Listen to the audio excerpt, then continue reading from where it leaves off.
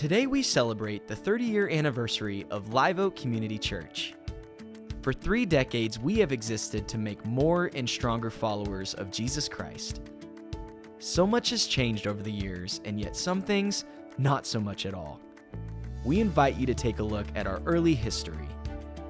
In 1986, Chuck Williams, a West Texas youth pastor, and his wife Ann attended a church service in Chicago. It was then that God placed a vision on their hearts to start a contemporary community church, something that didn't yet exist in Lubbock. There was a major paradigm shift in my heart and my soul, and we thought, wow, we just saw youth ministry for a whole church. And so we saw the relevance, the relationships, the contemporary message with the gospel and lives being changed. And that really set in motion in me the desire to be a part of that. Chuck and Ann began the process of seeking sponsorship from existing Baptist churches as a way to plant this new church. But as often happens, God had something different in mind.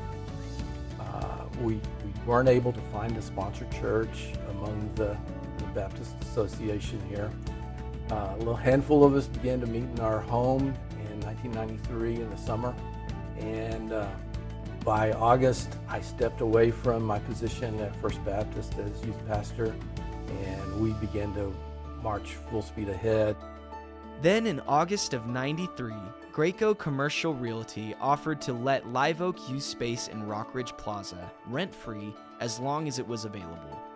So it was on October 17th, 30 years ago, that the inaugural service of Live Oak Community Church happened. And then it just took off from there. But that's how it started, just from a handful of people that shared a vision that there needed to be a church for the unchurched in Lubbock, Texas. But only a month later, the Rockridge Plaza space rented, and Live Oak learned they would need to find a new location come January of '94. This ended up becoming a pivotal moment. As we sat there and said, okay, do we keep going or do we stop? And it was just like, oh, we gotta keep going. We don't know know where the money's coming from. We don't know where we're gonna meet, but we have to keep going. Their prayers were answered, and 2 spaces in a strip mall on 50th and Slide became available for $500 per month. This became Live Oak's home over the next 4 years. A very faithful core group of people pursued the mission of making more and stronger followers of Jesus. They all clung to a promise that carried them at that time. The core group embraced that little phrase when Jesus calls Simon Peter and he says, "You're the rock, and upon this rock," referring to himself, "I will build my church." So we just zoomed in on that, "I will build my church." And at every turn, when it became discouraging or seemed insurmountable, we came back to that promise where Jesus said, "I will build my church." Ministry was moving along. The introduction of small groups, a growing kids ministry, and the establishment of a board of directors and elders. More and more people were connecting to Christ and community, so much so that a second Sunday service was added in '98. And with the combination of growth in numbers plus the increasing rent costs of their current space, it came time for Live Oak to find a new home. Live Oak elder Randy Wright had a lead. One day Randy called me and said, "You want to go to lunch? I think I got some land we might look at." And I went, "Yeah, let's do it." So we had lunch, and then he started out to about 107th and Frankfurt.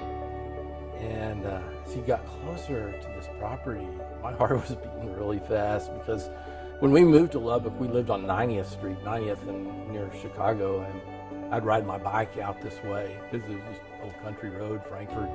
I'd drive by this old farm and see those trees, and thought, someday, Lord, you ought to plant a church out there. And Randy pulled up and parked out there on the side of the road on Frankfurt, and he said, "This is it." I said, "What?" And I couldn't believe it. This is the very property that I dreamed of one day having a church on. The first service in what is now the current building happened in March of 1999. Christ in Community continued to flourish, and in 2004, the West Wing was added for children's ministry. As they headed toward 2010, Chuck sensed it was time for a change. Something God had placed on his heart from the beginning of his journey was bubbling to the surface. And early on, from the get-go, before we began, I had this assurance in my heart that this was not my retirement plan, that he would say, okay, it's time, let's pass the baton. It was after a 2-year succession process that Chuck passed the proverbial baton to current senior pastor Doug Halcomb, who had helped plant Live Oak so many years before. This leadership began a new season for Live Oak that brings us to the way things look and feel today. There is undoubtedly a thread that runs through everything we do that is a callback to God's original vision for Live Oak, to make more and stronger followers of Jesus Christ across the street, across the globe, and into the next generation.